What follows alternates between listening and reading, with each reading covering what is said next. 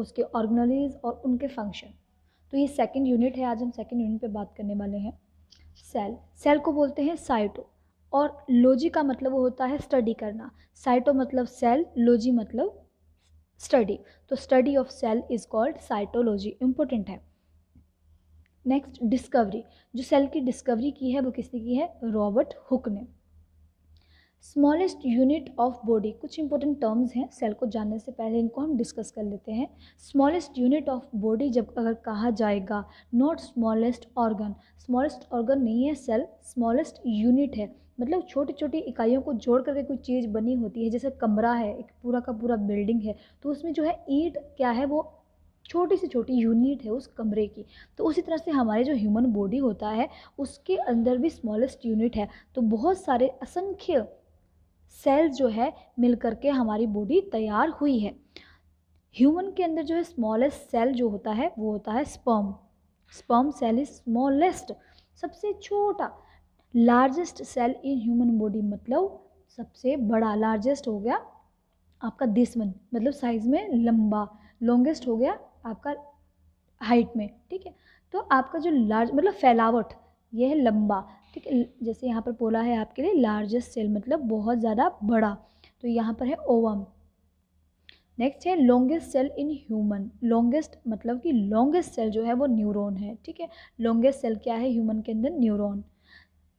Cell और cell, अगर हमारे पास बॉडी में असंख्य सेल हैं तो क्या हमारा पूरा बॉडी सेल ही सेल दिखना चाहिए? फिर तो हमारा बॉडी जो है जब बहुत सारे सेल्स आपस में मिलते हैं तो बनाते हैं वो टिश्यूज़, ठीक है।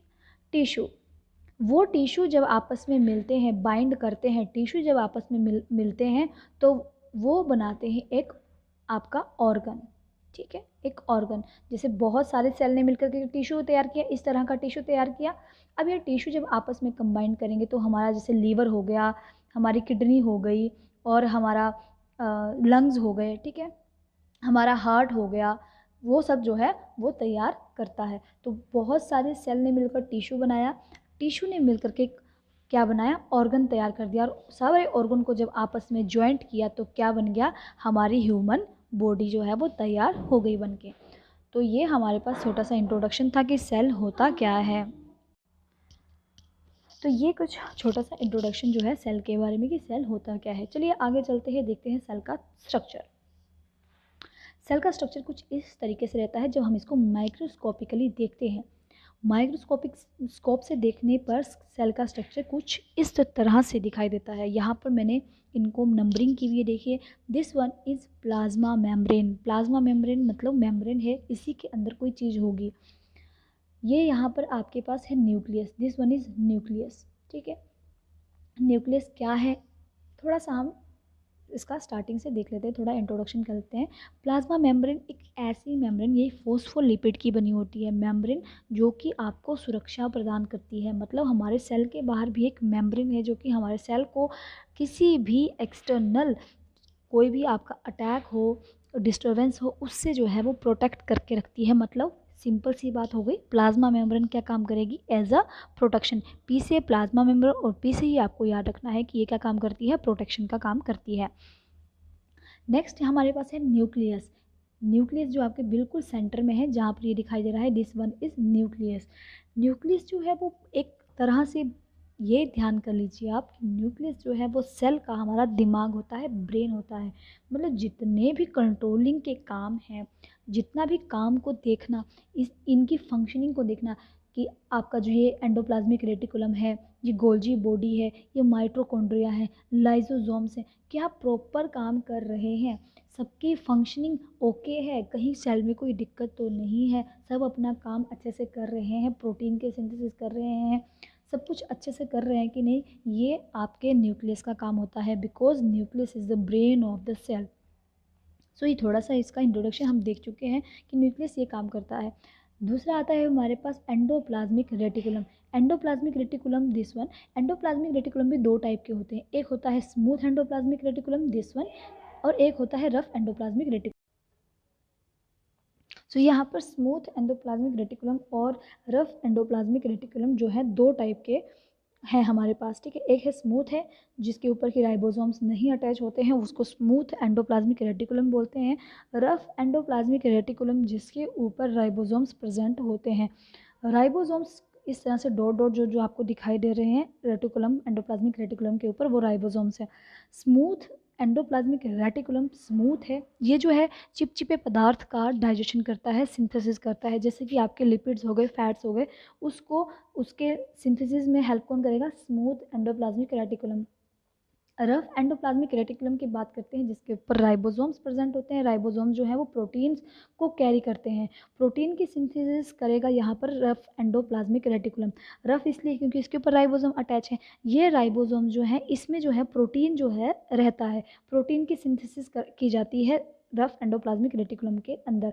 नाउ जब ये यहाँ पर सिंथेसाइज हो गए, दूसरा पार्ट आता है हमारे पास गोल्जी एपरेटस। ये सिंथेसाइज प्रोटीन हमारे जाएंगे गोल्जी अपरेटस के पास। गोल्जी अपरेटस क्या करेगा? वहाँ इनकी पैकेजिंग करेगा और उनको भेज देगा आगे जहाँ पर भी बॉडी के पार्ट में प्रोटीन की रिक्वायरमेंट होगी। जैसे कि अभी जस्ट मैं बोल रही हूँ, मेरे पास जो है बॉडी का पार्ट जो काम कर रहा है उसको ज़्यादा से ज़्यादा एनर्जी की रिक्वायरमेंट होगी, तो यहाँ पर मेरी जीभ को जो है बहुत ज़्यादा प्रोटीन की रिक्वायरमेंट है। यहाँ पर न्यूक्लियस जो है वो देखेगा कि कौन से बॉडी के पार्ट को अभी प्रोटीन की रिक्वायरमेंट है, तो न्यूक्लियस ऑर्डर देगा गोल्जी अपरेटस को। गोल्जी अपरेटस का काम होता है आदान प्रदान करने का, मतलब प्रोटीन को ले जाने का काम। जैसे कुरियर को ले जाता है कोई भी, जैसे आप फ्लिपकार्ट वाले कुरियर लेके आते हैं, तो वो आदान प्रदान कौन कर रहा है? वो जो बीच में उसका मेंबर बना हुआ है। यहाँ पर जो है हमारा जो डिलीवरी बॉय है वो गोल्जी अपरेटस है, ये डिलीवरी बॉय के काम कर रहा है यहाँ पर गोल्जी अपरेटस। प्रोटीन जो भी यहाँ से आ रहा है सिंथेसाइज होकर के रफ एंडोप्लाज्मिक रेटिकुलम से, वो गोल्जी अपरेटस उसको पैकेजिंग करके बॉडी के अदर पार्ट में, रिक्वायरमेंट वाले पार्ट में भेज रहा है। ये गोल्जी अपरेटस का फंक्शन हो गया।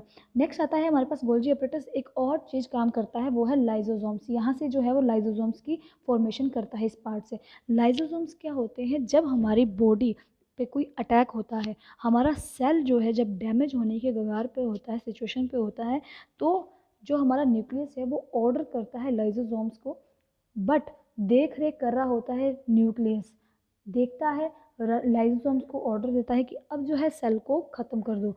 तो यहाँ पर लाइजोसोम्स के अंदर होते हैं हमारे पास हाइड्रोलाइटिक एंजाइम्स। वो हाइड्रोलाइटिक एंजाइम्स क्या करते हैं? जब भी किसी, अगर ये फूट जाए लाइजोसोम्स, तो जहाँ भी ये पड़ेगा उसके अंदर का जो लिक्विड पार्ट होता है लाइजोसोम्स के अंदर का, वहाँ पर ये गला देगा उस वाले पोर्शन को। तो लाइजोसोम जो है एक हाइड्रोलाइटिक एंजाइम है, जो कि जब ऐसी सिचुएशन आती है कि वहाँ पर कोई चीज़ अटैक कर रही है, सेल कमज़ोर हो गया, तो खुद ब खुद वो बर्स्ट हो जाता है, फट जाता है और उस वाले सेल को वो डैमेज कर लेता है, एंगल्फ करता है, खा लेता है बुरी तरीके से। तो यहाँ पर लाइजोसोम क्या कर रहे हैं? जो सेल डैमेज हो चुका है, ख़राब हो चुका है, उसको खाने का काम करता है लाइजोसोम्स। नेक्स्ट है बहुत इंपॉर्टेंट पार्ट जो सेल का है, वो है आपका माइटोकॉन्ड्रिया। माइटोकॉन्ड्रिया जो है इस तरीके से दिखता है। एक सेल के अंदर असंख्य माइटोकॉन्ड्रिया, कम से कम 20 लाख माइटोकॉन्ड्रिया जो रहते हैं। तो माइटोकॉन्ड्रिया का जो फंक्शन होता है वो बहुत इंपॉर्टेंट है, जिस तरह से न्यूक्लियस का एक फंक्शन है अपना कि वो पूरा का पूरा बॉडी जो भी सेल का काम हो रहे होते हैं, सेल के जो ऑर्गेनलीज हैं सेल के अंदर प्रेजेंट हैं, उनके ऊपर पूरा का पूरा ध्यान रखता है कैसे काम कर रहा है ईआर, क्या रफ एंडोप्लाज्मिक रेटिकुलम अच्छे से काम कर रहा है, क्या गोल्जी अपरेटस अच्छे से काम कर रहा है, क्या जो हमारे राइबोसोम्स वो अच्छे से, क्या लाइजोसोम्स अच्छे से काम कर रहे हैं। तो ये सारा जिस तरह से हमारा न्यूक्लियस देखता है, माइटोकॉन्ड्रिया हमारा क्या करता है? एटीपी की फॉर्मेशन करता है। जो क्रेब साइकिल है, जब हमारे पास कोई भी काम हो रहा होता है, हमारे को एनर्जी की रिक्वायरमेंट होती है, तो वो एनर्जी कौन बना के देता है? हमारा माइटोकॉन्ड्रिया। एटीपी की, एडिनोसाइन ट्राइफॉस्फेट, एटीपी की फॉर्मेशन करता है माइटोकॉन्ड्रिया। मीन्स टू से सीधा सीधा कह सकते हैं कि माइटोकॉन्ड्रिया जो है वो पावर हाउस है। इसको जो है पावर हाउस भी बोलते हैं। माइटोकॉन्ड्रिया के लिए अनदर नेम है पावर हाउस। मतलब ये हमारी बॉडी को एनर्जी एटीपी की फॉर्म में प्रोवाइड करता है। तो माइटोकॉन्ड्रिया का ये फंक्शन है। चलिए अब देखते हैं आगे हमारे पास सेल क्या है। आ जाते हैं इसके डेफिनेशन पे। A cell is the basic living structure and functional unit of the body enclosed by a membrane. जैसा कि हमने यहाँ पर देखा, ये एक जो है बॉडी को स्ट्रक्चर प्रोवाइड करता है। जब बहुत सारे सेल्स आपस में मिलते हैं तो मैंने बताया कि एक टिश्यू की फॉर्मेशन होती है। वो टिश्यू की फॉर्मेशन क्या करती है? एक ऑर्गन बनाती है, जैसे कि लीवर हो गया। जब ये आपस में सारे ऑर्गन हमारे पास अटैच होते हैं तो हमारे पास पूरा का पूरा एक ह्यूमन बॉडी बन जाता है। तो यहाँ पर यही कहा है कि स्ट्रक्चर है और फंक्शनल यूनिट है। मीन्स टू से कि सेल एक तो स्ट्रक्चरल है, दूसरा ये फंक्शनल है। बहुत सारे मल्टीपल फंक्शन एक सेल के अंदर चलते रहते हैं, चाहे वो लिपिड की सिंथेसिस हो, चाहे वो प्रोटीन की सिंथेसिस हो, चाहे वो एनर्जी का प्रोडक्शन हो। तो ये सारा हमारे एक छोटे से सेल के अंदर चलता रहता है। तो एक स्ट्रक्चरल और एक फंक्शनल यूनिट है हमारी बॉडी की, ये जो कि है एनक्लोज्ड है, ये सारी चीज़ें एक सेल मेम्ब्रेन के अंदर। ठीक है, दिस इज सेल मेम्ब्रेन, मतलब जिससे बहुत लिस्ट चीज़ें अंदर या बाहर जा सकती है। मतलब ये अंदर के पार्ट को अंदर मेंटेन करके रखती है ये मेम्ब्रेन, उसको बाहर नहीं आने देती है। ऐसा नहीं कि गोल्जी अपरेटस यहाँ से निकल के कहीं और चला जाए, तो बिल्कुल इसको मेंटेन करके रखती है सेल के अंदर। There are about 200 different type of cell in our body. Cell biology is the scientific study of cellular structure and function. It was first discovered in 1665 by Robert Hooke, जो कि मैं आपको अभी इंट्रोडक्शन पार्ट में ऊपर बता चुकी हूँ। तो यहाँ पर कुछ प्रिंसिपल पार्ट होते हैं सेल के, जैसे प्लाज्मा मेम्ब्रेन जो कि बाहर बनी है, फोस्फोलिपिड की बनी होती है सेल की मेम्ब्रेन, साइटोप्लाज्म और न्यूक्लियस। सबसे पहले हम बात करते हैं प्लाज्मा मेम्ब्रेन की। साइटोप्लाज्म यहाँ पर हम डिस्कस करना भूल गए। ये जो हमारे पास ये डॉटेड पार्ट आप देख रहे हो, बिल्कुल छोटे छोटे डॉट जो हैं, ये पेन से लगाए हैं, ये बिल्कुल डॉटेड पार्ट है, ये बोलते हैं साइटोप्लाज्म। साइटोप्लाज्म होता है एक जेली लाइक सब्सटेंस होता है, ये 70 to 90% ये वाटर का बना होता है। ठीक है, ये जो है प्रॉपर इनको, जैसे आप मान लीजिए जल के अंदर कोई छोटे छोटे चीज़ डाल दीजिए, जल के अंदर आपने कोई कागज़ का टुकड़ा डाला, जहाँ पर रखोगे वो वहाँ पर रहेगा। तो ये मेंटेन करके रखता है ऑर्गेनेलीज को, सभी जो ये बीच में ये जैसे ऑर्गेनेलीज मीन्स टू से माइटोकॉन्ड्रिया एक ऑर्गेनेली है, आपका गोल्जी अपरेटस, एंडोप्लाज्मिक रेटिकुलम, ये ऑर्गेनेलीज को एक शेप दे के रखता है, एक मेंटेनेंस इनकी पोजीशन को बना के रखता है। तो ये काम होता है साइटोप्लाज्म का। Plasma membrane it form outer flexible surface of the cell, जो भी हमारे पास ये बाहर की परत है ये बनी होती है प्लाज्मा मेम्ब्रेन की और फॉस्फोलिपिड की बनी होती है। This regulate the flow of material into and out of the cell. अंदर के इन्वायरमेंट को बाहर के इन्वायरमेंट से अलग करके रखता है हमारे पास प्लाज्मा मेम्ब्रेन। इसका स्ट्रक्चर की बात करते हैं तो 7.5 mm ये थिक होती है और ये फॉस्फोलिपिड की बनी होती है। किसकी बनी होती है? प्लाज्मा मेम्ब्रेन फॉस्फोलिपिड की 7.5 नैनोमीटर जो है इसकी थिकनेस रहती है। अब अगर इसके फंक्शन की बात करते हैं तो जो हमारा पास प्लाज्मा मेम्ब्रेन है, ऑब्वियस है पी से प्लाज्मा, पी से प्रोटेक्शन, मैंने आपको कहा था प्रोटेक्शन एक बैरियर की तरह काम करती है और एक ट्रांसपोर्टर की तरह काम करती है। तो प्लाज्मा मेम्ब्रेन प्रोटेक्शन कैसे देती है? ये प्रोटेक्ट करती है किसी भी इंजरी से सेल को, कोई इंजरी नहीं होने देती। जैसे मान लीजिए अब किसी को थप्पड़ पड़ता है गाल पे, तो अब एक थप्पड़ पड़ेगा तो इसका मतलब सारे सेल वहाँ के डैमेज हो जाएंगे, ऐसा तो नहीं है ना। तो ये एक लेवल तक प्रोटेक्ट करके रखता है सेल को। जब हमारे पास क्या होता है कि जब जोर से कहीं पर चोट लगती है, उस वाले पोर्शन पे बिल्कुल जो है नीला निशान डल जाता है वहाँ के जो है सेल डैमेज हो जाते हैं, न्यू सेल फिर डिवाइड होके बनते हैं, जो सेल प्रेजेंट होते हैं उनसे सेल डिवाइड होते हैं और फिर नए सेल की फॉर्मेशन होती है। तो ये हमारे पास प्रोटेक्शन करता है जब कोई भी इंजरी हो, जैसे इंजरी से थप्पड़ लगाओगे तो प्लाज्मा मेम्ब्रेन जो है प्रोटेक्ट करके रखेगा, अंदर के मटेरियल को होल्ड करके रखेगा। बैरियर इट होल्ड और bound cell content and maintain invisibility of the cell. एक बैरियर की तरह काम करेगा। ठीक है, जो पोर्शन है जो अपने से एक सेल को दूसरे सेल से बिल्कुल इंडिविजुअल एक बाउंड्री बना के रखेगा, एक बैरियर बना के रखेगा। एंजाइम्स जो कुछ मेम्ब्रेन्स होती हैं वो प्रोटीन कैटालाइजर्स होती हैं, जो कि बहुत सारे बायोकेमिकल रिएक्शंस को करती हैं, मतलब बायोकेमिकल रिएक्शन का काम करती हैं, क्योंकि वो किसकी बनी होती है? हमारे पास प्रोटीन की। सो ट्रांसपोर्ट ये जो है वाटर्स, आयंस और जितने भी न्यूट्रिएंट्स हैं, जैसे कि आपका शुगर हो गए, अमीनो एसिड न्यूट्रिएंट्स में आ गए, प्रोटीन्स हो गए, इनकी ट्रांसपोर्टेशन में काम करती है हमारी जो मेम्ब्रेन है। अगर ये किसी को ही ना आने दे, ऐसा तो नहीं हो सकता कि किसी को आने ही ना दे अपने अंदर कुछ न्यूट्रिएंट्स का आदान प्रदान सेल के अंदर, एक से दूसरे में, दूसरे से इसमें, तो ये सारा काम कौन करता है? ट्रांसपोर्ट का काम करता है हमारे पास जो हमारी प्लाज्मा मेम्ब्रेन हो गई। नेक्स्ट आता है हमारे पास साइटोप्लाज्म, जो कि साइटोप्लाज्म जो है दो कंपोनेंट से बना होता है एक है साइटोसोल से और दूसरा है ऑर्गेनेलीज से। साइटोसोल जिसके बारे में हम बात कर चुके हैं कि एक वाटरी फ्लूइड है, this is cytosol, I will show you. ये जो हमारे पास जो डॉट, ये बिल्कुल dot dot dot dot dot है, ये वाटरी एक जेल, आप इसको यहाँ पर कंसिडर करिए, ये जेल टाइप का सब्सटेंस है। ठीक है, जिसके अंदर की ऑर्गेनेलीज होल्ड हैं। Cytosol it is the fluid portion of cytoplasm It contains water 75 to 90%, ions, glucose, amino acid, protein, lipids, ATP and waste product. इस साइटोसोल के अंदर इतनी सारी चीज़ें प्रेजेंट है, जितने भी न्यूट्रिएंट जो भी आप खाते पीते हो, आयंस जो भी आप लेते हो, ग्लूकोज हो गया, चाहे वो अमाइनो एसिड, प्रोटीन, लिपिड, सब इसके अंदर रहते हैं. नेक्स्ट है, it is the site of many chemical reaction. Also for site of many chemical reactions, बहुत सारी केमिकल रिएक्शन हमारे सेल के अंदर ही चलती रहती हैं. दूसरा हमारे पास, हमने अभी बात की कि जो हमारे पास साइटोप्लाज्म है वो दो तरीके से बना है, उसमें साइटोसोल भी है और हमारे पास ऑर्गेनेलीज भी हैं. तो अगर हम ऑर्गेनेलीज की बात करते हैं तो बहुत सारी ऑर्गेनेलीज इसके अंदर प्रेजेंट होती हैं हमारे साइटोप्लाज्म के अंदर. ऑर्गेनेलीज आर जो है specialize structure with characteristics shapes that have specific functions. जो कि हमारी ऑर्गेनेलीज हैं उनका एक प्रॉपर अपना एक फंक्शन है, एक प्रॉपर उनका एक कैरेक्टरिस्टिक शेप है. ठीक है, ऐसा नहीं कि वो शेप चेंज हो करेगा. अगर आपका एंडोप्लाज्मिक रेटिकुलम है तो वो इसी शेप का रहेगा. ठीक है, इसी शेप का रहेगा, ऐसा नहीं कि उसकी शेप जो है वो चेंज हो जाएगी. That have specific function. Organelles often cooperate to maintain homeostasis. कुछ टाइप की जो है जो ऑर्गेनेलीज हैं जिनको मैं अभी एक्सप्लेन कर चुकी हूँ आपको स्ट्रक्चर में, तो आइए उनको डिटेल में लिखते हैं उनके फंक्शंस के साथ, क्योंकि आपके सिलेबस में है कि आपका जो भी ऑर्गेनेलीज हैं उनका स्ट्रक्चर और उनका फंक्शन. अगर आपको एग्जाम में क्वेश्चन आएगा कि आपका सेल के ऊपर क्वेश्चन आ गया कि आपको जो है ऑर्गेनेलीज और ऑर्गेनेलीज का स्ट्रक्चर, उनका फंक्शन डिफाइन कीजिए, तो आपको क्या करना होगा, गोल्जी अपरेटस का पूरा आपको स्ट्रक्चर बनाना होगा, एंडोप्लाज्मिक रेटिकुलम का पूरा स्ट्रक्चर बनाना होगा, उसके नीचे उसको डिफाइन करना होगा कि क्या है ये, और उसके नीचे उसका फंक्शन भी लिखना पड़ेगा कि ये काम क्या करता है. सबसे पहले राइबोसोम्स की बात करते हैं. राइबोसोम 80S जो है साइज में होते हैं, 70S जो है प्लांट्स के अंदर होते हैं, 80S जो है हमारे ह्यूमंस के अंदर 80S साइज होता है राइबोसोम्स का. Consist of 2 subunit made in the nucleus, ribosomes RNA और राइबोसोमस आरएनए.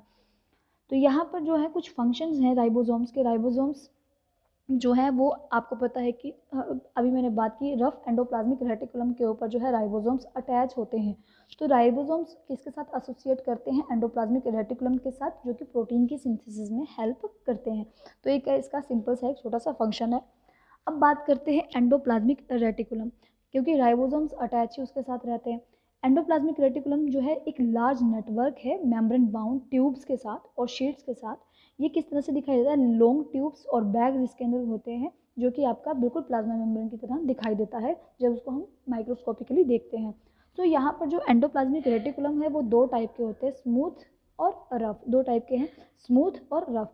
स्मूथ में जिसके पास राइबोसोम्स नहीं प्रेजेंट होंगे वो स्मूथ एंडोप्लाज्मिक रेटिकुलम, और रफ एंडोप्लाज्मिक रेटिकुलम जिसके ऊपर जो है राइबोसोम्स प्रेजेंट होंगे. जैसे कि हमने अभी स्ट्रक्चर जो हमने ऊपर दिखाया था, एक्सप्लेन किया था, तो उसमें मैंने आपको बताया था कि ये राइबोसोम्स इसके ऊपर अटैच होते हैं.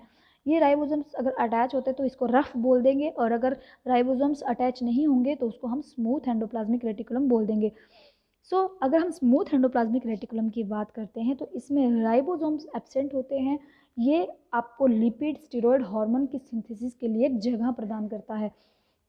मीन्स कि आपका जो स्मूथ एंडोप्लाज्मिक रेटिकुलम है ये काम क्या करता है, ये लिपिड की सिंथेसिस करता है, स्टेरॉयड्स, हार्मोन की सिंथेसिस करता है. दूसरा आता है हमारे पास रफ एंडोप्लाज्मिक रेटिकुलम.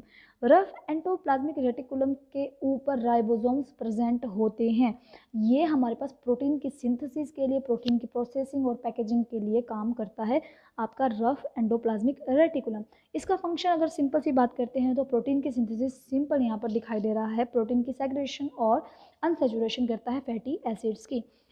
नेक्स्ट बहुत इंपॉर्टेंट ऑर्गेनली जो सेल की है वो है गोल्जी बॉडी. गोल्जी बॉडी इस तरह की दिखाई देती है. गोल्जी बॉडी जो है, अगर इसका स्ट्रक्चर हम देखते हैं तो गोल्जी बॉडी जो है collection of membrane enclose sac composed of 4 और मोर स्टैक लेयर, जो कि यहाँ पर मैंने बनाई है स्ट्रक्चर में.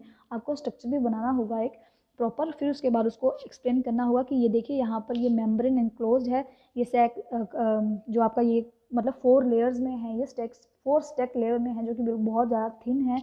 फ्लैट एनक्लोज वेसल्स हैं इसमें, जो कि आपके बिल्कुल न्यूक्लियस के नज़दीक है. जब मैंने आपको ऊपर स्ट्रक्चर बताया था तो जो हमारे पास गोल्जी अपरेटस था वो बिल्कुल न्यूक्लियस के पास यहाँ पर, बिल्कुल न्यूक्लियस के पास यहाँ पर था. यहाँ पर ER थी हमारी. तो यहाँ पर हमने इसकी पोजीशन बता दी और इसका स्ट्रक्चर किस तरह का दिखता है. नेक्स्ट है ये इसमें बहुत सारे डिस्क्रीट कंपार्टमेंट हैं अपने अपने, जैसे कि ये स्ट्रक्चर में यहाँ पर दिखाई दे रहा है। अगर इसके फंक्शन की बात करते हैं तो हमारे पास रैपिंग करने का काम और पैकेजिंग करने का काम इसी का रहता है, हमारे गोल्जी अपरेटस का। और दूसरा ये क्या है, transportation of protein where it will required, जहाँ पर भी प्रोटीन की हमें रिक्वायरमेंट होगी वहाँ पर जो है ट्रांसपोर्ट ले जाने का काम, आदान प्रदान का काम हमारा गोल्जी अपरेटस करता है। Site of formation of lysosomes also ये प्रोवाइड करता है, जैसे कि मैंने आपको बताया था, ये जैसे गोल्जी अपरेटस है तो यहाँ पर जो है एक अपना साइट होती है इसकी लाइजोसोम को फॉर्मेट करने की, बनाने की। तो ये जो कि है हमारे पास लार्ज जो लाइजोसोम्स होते हैं वो इरेगुलर स्ट्रक्चर्स होते हैं जो मेम्ब्रेन से भी बिल्कुल सराउंडेड रहते हैं और हमारे साइटोप्लाज्म के अंदर प्रेजेंट होते हैं। जैसे कि स्ट्रक्चर में हम ऊपर बात कर चुके हैं कि गोल्जी अपरेटस है, उसके एक साइड से जो है गोल्जी अपरेटस ने इसको साइट दी हुई है बनने के लिए, तो वहाँ से ये बिल्कुल साइटोप्लाज्म के अंदर लाइजोसोम जो कि इरेगुलर स्ट्रक्चर हैं जो कि मेम्ब्रेन से सराउंडेड है। तो यहाँ पर ये क्या काम करता है, it add certain carbohydrate to form glycoproteins which play an important role in the association of the cell to form tissues. Next है यहाँ पर माइटोकॉन्ड्रिया। माइटोकॉन्ड्रिया का स्ट्रक्चर कुछ इस तरह से रहता है। माइटोकॉन्ड्रिया का अगर हम माइक्रोस्कोपिकली देखें तो वो बिल्कुल इस तरह से दिखाई देता है, जिसकी एक आउटर मेम्ब्रेन है, सबसे बाहर वाली मेम्ब्रेन। इसके पास माइटोकॉन्ड्रिया के पास अपने राइबोसोम्स होते हैं और जो कि माइटोकॉन्ड्रियल प्रोटीन की सिंथेसिस को करता है। इसके अंदर एक क्रिस्टी, ये दिस वन इज क्रिस्टी, और ये जो अंदर वाला पोर्शन है उसको मैट्रिक्स बोलते हैं, this one is inner membrane. तो यहाँ पर ये माइटोकॉन्ड्रिया का स्ट्रक्चर था जिसके अंदर आउटर मेम्ब्रेन, इसके ऊपर राइबोसोम, माइटोकॉन्ड्रियल राइबोसोम्स अलग से अटैच होते हैं, क्रिस्टी इसमें प्रेजेंट होती है, एक मैट्रिक्स होता है, एक inner membrane. Mitochondria are called the power house of the cell. Mitochondria को पावर हाउस बोलते हैं सेल का। क्यों? क्योंकि मैं आपको बता चुकी, एटीपी की फॉर्मेशन करता है जो कि बॉडी के लिए एनर्जी की तो बहुत ज़्यादा ज़रूरत होती है, तो ये एनर्जी को एटीपी की फॉर्म में हमारे को बना करके देता है। इसका स्ट्रक्चर जो है, अगर लेंथ की बात करते हैं, 5 to 12 माइक्रोमीटर इसकी लेंथ होती है, डायमीटर इसकी 0.5 से 1 माइक्रोमीटर रहती है। फिलामेंट्स और ग्लोबुलर्स इन शेप का होता है, ये फिलामेंट्स बने हुए हैं यहाँ पर, this were filaments globular shape. इसमें अगर कंपोनेंट की बात करते हैं तो यहाँ पर आप देख रहे हैं आउटर मेम्ब्रेन है, क्रिस्टी है, मैट्रिक्स है और इनर मेम्ब्रेन है, जो कि आपको बता चुकी हूँ। जो हमारी माइटोकॉन्ड्रिया की जो मेम्ब्रेन होती है वो भी फॉस्फोलिपिड और प्रोटीन की बनी होती है। अगर हम आउटर मोस्ट मेम्ब्रेन की बात करते हैं, आउटर मोस्ट मेम्ब्रेन के पास होते हैं large number of integral membrane protein, जिनको हम पोरिन्स बोलते हैं। अगर माइटोकॉन्ड्रिया के फंक्शन की बात करते हैं तो फंक्शन में सबसे बड़ा वही चीज़ करेगा जो कि आपका एटीपी जनरेशन का काम करता है हमारे पास माइटोकॉन्ड्रिया, क्योंकि ये एक पावर हाउस है सेल का। They can synthesize some of their protein, जैसे कि इसके ऊपर क्योंकि माइटोकॉन्ड्रियल राइबोसोम्स इसके ऊपर अटैच होते हैं तो ये क्या करेंगे, प्रोटीन की सिंथेसिस करेंगे। तो they can synthesize some of their protein. They also take part in fat metabolism. Next है लाइजोसोम्स जो है they are membrane bound bodies. इस तरह से लाइजोसोम जो है इरेगुलर शेप्स होते हैं, इरेगुलर शेप के होते हैं। इसके अंदर जैसे कि मैंने बताया कि हाइड्रोलाइटिक एंजाइम्स होते हैं, जैसे कि फोस्फेज वगैरह हो गए, फोस्फेज आगे हम पढ़ेंगे इसको। हाइड्रोलाइटिक एंजाइम्स होते हैं, अगर ये मान लीजिए थोड़ा सा सेल लीक कर जाए, लाइजोसोम लीक कर जाए तो पूरा का पूरा सेल वहाँ पर ऑटोमेटिक, अगर ये ना भी चाहता हो लीक होना, बस्ट करना सेल को, तो अगर ये गलती से लीक भी हो जाए, इसके अंदर हाइड्रोलाइटिक एंजाइम होते हैं, अगर वो स्किन के ऊपर पड़ जाए, ये फूट जाए, तो एकदम से वहाँ उस जगह पर जितने भी सेल होंगे वो डैमेज हो जाएंगे, वो ख़त्म हो जाएंगे, जल जाएंगे मतलब। तो आइए देखते हैं lysosomes. These are membrane-bound bodies. Lysosomes contain hydrolytic enzyme like phosphase, cathepsin, protease, glycosidase, or lipase. The enzymes are synthesized in endoplasmic reticulum and covering membrane formed by Golgi body. अभी जैसे कि हम जब गोल्जी एपरेटस को हम define करें तो हमने देखा था कि ये गोल्जी जो एपरेटस है ये लाइजोसोम्स की फॉर्मेशन के लिए एक जगह देता है, बना के रखता है। तो ये जैसे कि इस साइड से हमारे पास लाइजोसोम की फॉर्मेशन होती है गोल्जी एपरेटस के, तो यहाँ पर यही कहा गया है कि ये जो हमारा एंजाइम है वो कहाँ पर, एंडोप्लाज्मिक रेटिकुलम में, और जो हमारा गोल्जी अपरेटस की मेम्ब्रेन है, कवरिंग मेम्ब्रेन है, उससे सिंथेसाइज होता है। लाइसोसोम का अगर फंक्शन की बात करते हैं तो लाइसोसोम डाइजेस्ट करता है फॉरेन बॉडी जैसे लाइक बैक्टीरिया।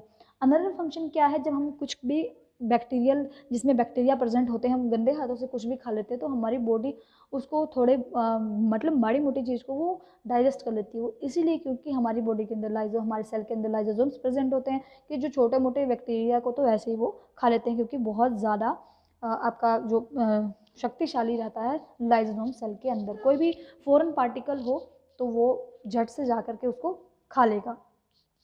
तो यहाँ पर जो है सेल ख़त्म होता है, इसके जो पूरे पूरे ऑर्गेनेलीज हैं उनका जो फंक्शन है वो यहाँ पर हम डिस्कस कर चुके हैं। अगर आपको एग्ज़ाम में क्वेश्चन आएगा तो आपको सबसे पहले सेल का इंट्रोडक्शन देना है, उसके बाद आपको स्ट्रक्चर बनाना है, देन जितनी भी ऑर्गेनेलीज हैं अगर आप उनको डिफाइन कर रहे हो तो उनके पर्टिकुलर अलग अलग स्ट्रक्चर के साथ पहले उनका पूरा कि किस शेप के हैं उनका पूरा इंट्रोडक्शन की, उसके बाद उसका फंक्शन कि वो क्या काम परफॉर्म करते हैं सेल के अंदर। Thank you so much, keep learning, keep shining.